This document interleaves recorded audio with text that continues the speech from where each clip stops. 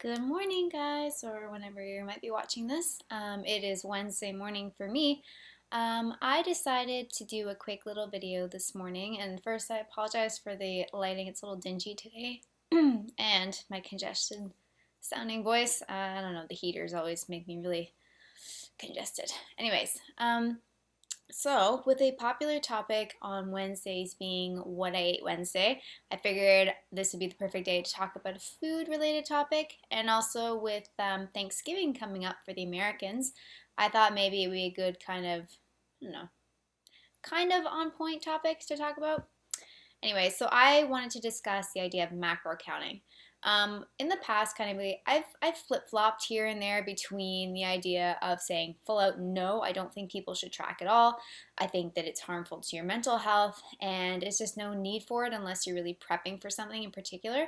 But I don't know, I've come to change my ways a little bit in a sense. I think it's very hard to judge whether or not it'll be appropriate for someone to do macronutrient counting. So, kind of to preface this, I want to say that for anyone who doesn't know, macro counting basically is counting your macronutrients or your fats, your proteins, and your carbs.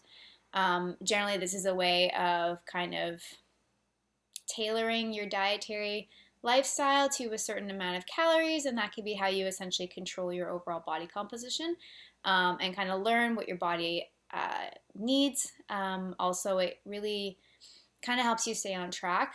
The only issue, obviously, is that a lot of people tend to take this too seriously and they can basically start counting everything. They feel like they can't go out because they can't count accurately. They can't weigh out their food, so they're freaking out, and you get a lot of psychological problems that come along with it. So, I want to come from two sides here. So, the first side, obviously, coming from the negatives and the idea that I don't think a lot of people should always be tracking and weighing out their food. There's a couple reasons for this. So, one, obviously, like I said, people get obsessed with it. They get obsessed with numbers, and once they have their given macronutrient range that they feel is working well for them, they are really afraid to ever not hit that. So, they actually feel guilty if they go over it, or guilty maybe if they go under, or they may actually be happy if they go under, because in that case, basically, they're following society and saying eating less is actually beneficial, which is wrong. Um, so to go on that side, it's not necessarily the most mentally healthy way of living your life. Like, do you think that it's living if you have to track your food and to kind of plan out your day in advance and not being able to be spontaneous with food and not feeling like you just go out and eat whatever you want, kind of like on a here and now basis? So that's one thing. Another thing, obviously, is that the numbers kind of play around with you. People no longer see food as food anymore. They see food as this many carbs, this many fats, and this many proteins. I'm sure a lot of people, like myself, can attest to that. When you look at a plate, you're automatically calculating in your head. People such as myself who have been counting for a really long time, it's just the way it is. It kind of just happens that way. You see things in the way of macros and not necessarily as food anymore. And that can really have a bad influence on your choices, on the way you feel about a certain food. And this is why it's not necessarily a good thing to be doing all the time or chronically, because you then start to lose sight of really why you eat. Be eating based on our body and what our body is saying that we want. So I fully believe that your body tells you when you need something. These are your cravings. These are your natural cravings, okay? I will say the exception may be sugar, because our society tends to be addicted to sugar. And so if you crave sugar, I'm pretty sure one, it's either an energy deficit, it's either that you restricted carbs, or you just have so much sugar in your diet that when you don't have any for a little bit, you start to really, really want it. And your sweet tooth essentially is very heightened at that point. By kind of reducing your sugar amount, eventually you'll see that your sweet tooth and actual want for sugar will go down. I promise. It does work that way. We're not most supposed to have this much sugar, okay? It's not that required by the body in terms of the amount that we have. I'm not saying that sugar is bad, okay? Sugar is natural, but the amount of added sugars that we have in the American diet is redonkulous. So yeah, that's not natural, and that's not required by the body.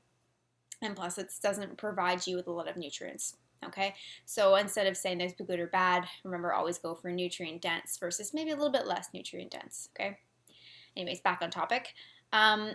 So yeah, people get obsessed with these numbers and they are afraid essentially to kind of go outside those numbers, or if they can't possibly estimate, they just won't do it and they start to isolate themselves. So that's also a negative as well. So if you take a look at it that way, it would be easily said that, okay, well, we just shouldn't track because it puts people in this negative mind space. It possibly relates to negative eating or disordered eating even. It can lead to eating disorders and just overall guilt, and being basically restricted in your own life because you feel like you can't go out and do anything social. So yes, that is an argument, but I thought about things for a little bit, and there are obviously, again, there are some exceptions, okay? Myself, for example, I can't not track. Because I am trying to gain and because I literally have messed up hunger cues and satiety cues, I have to calculate to make sure I'm getting enough. Because if I didn't, I would for sure undereat because I don't have steady hunger cues at all. For example, even right now when I'm kind of going through a little bit of a problematic period with my stomach, I don't get hungry. Even after a 2-hour leg day, I'm not hungry. Okay, so there's something wrong with my hunger signals. Obviously, that has come from a long, long history of disordered eating, restriction, and obviously also all of my GI symptoms and also the bug that I've had to fight and may possibly be having to fight again. News on that later. It just completely blocks my ability to be able to feel hunger. There's just too many GI symptoms that kind of override that, and I just don't feel hungry. So for me, I have to track, or else I will not be able to reach my goals, and I will undereat for sure.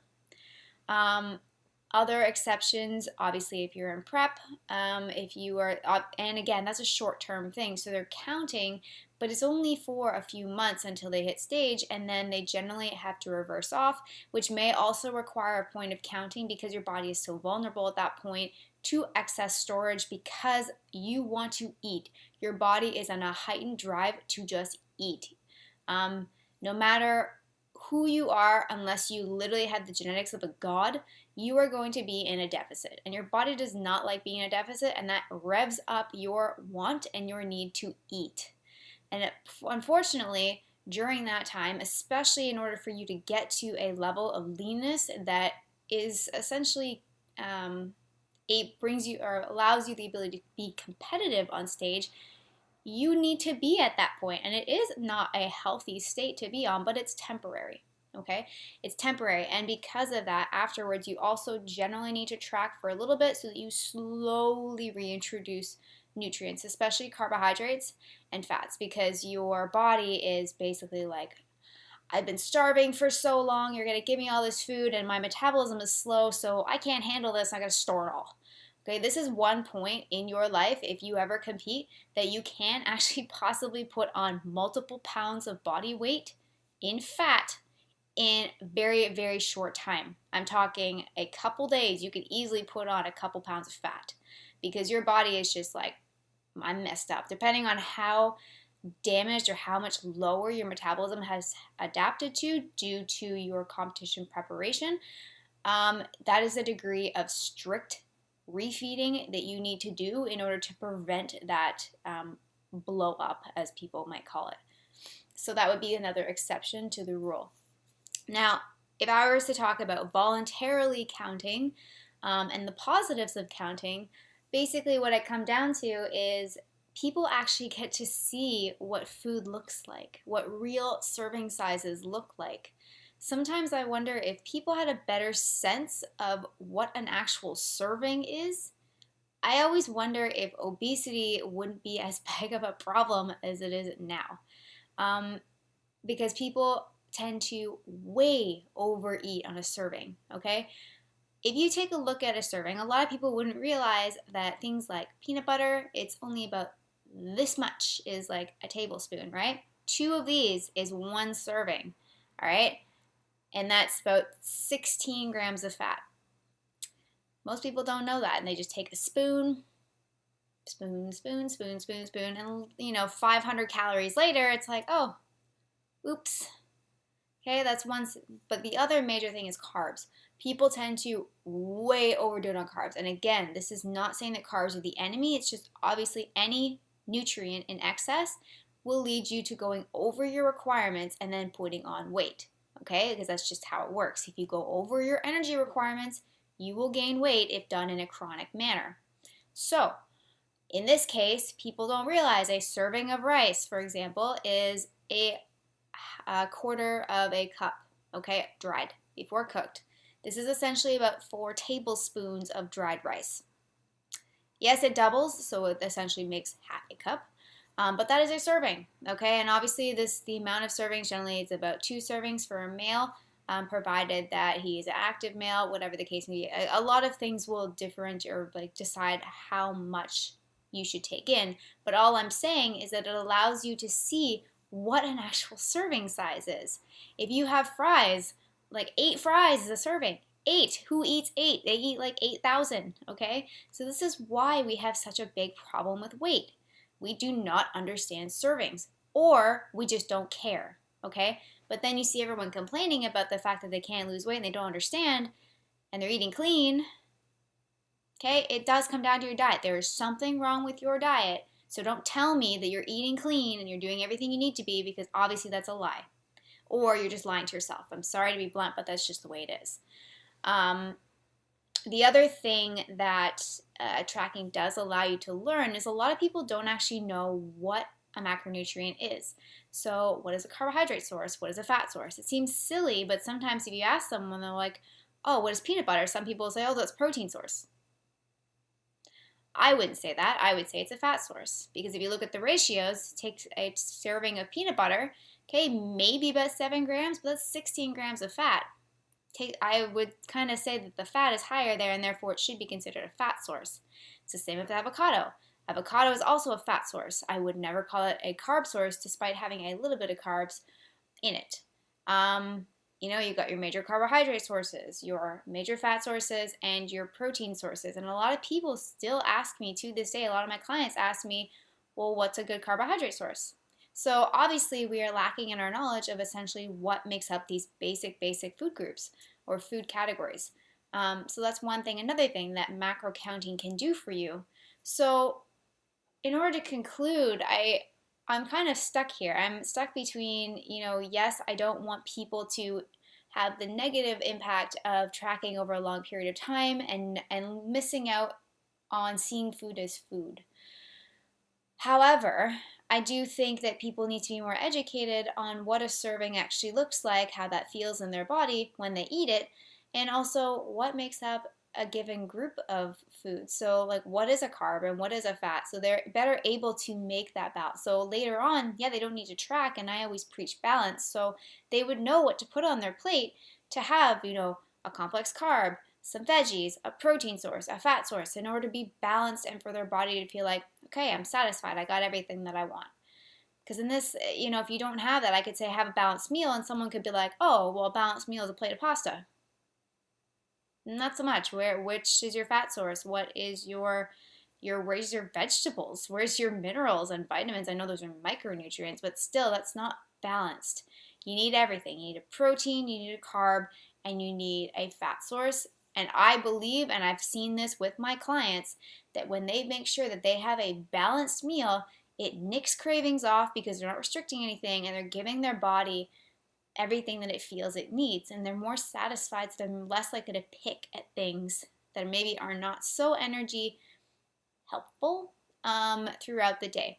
Okay, so I don't know. I feel like maybe at some point in everybody's life, I feel like they do need to track. You don't necessarily need to weigh out, or maybe weighing out a little bit to actually see, okay, well, that's 4 ounces of meat.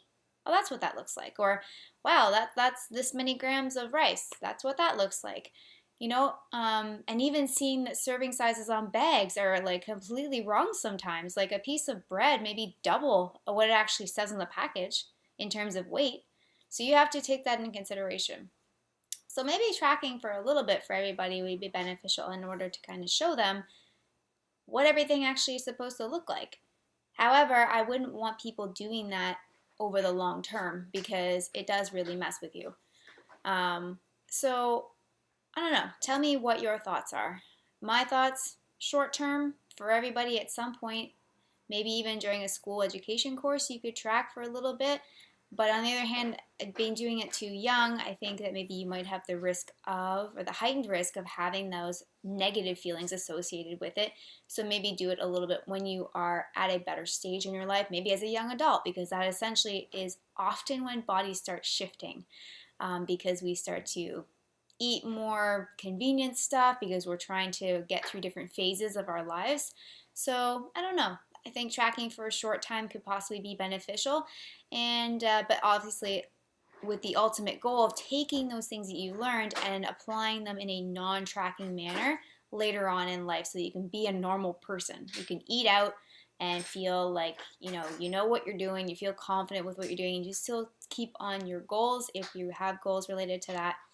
Um, and yeah, I always wonder how that would then affect our overall um, obesity problem and the overweight problem, because people would understand, oh, maybe I was overeating and maybe I wasn't eating what I said I was eating. Who knows? Tell me your thoughts. Anyways, so that was my little clip for today and my little thoughts of the day. So let me know what you think, and drop a comment below, and I will talk to you later. Bye, guys.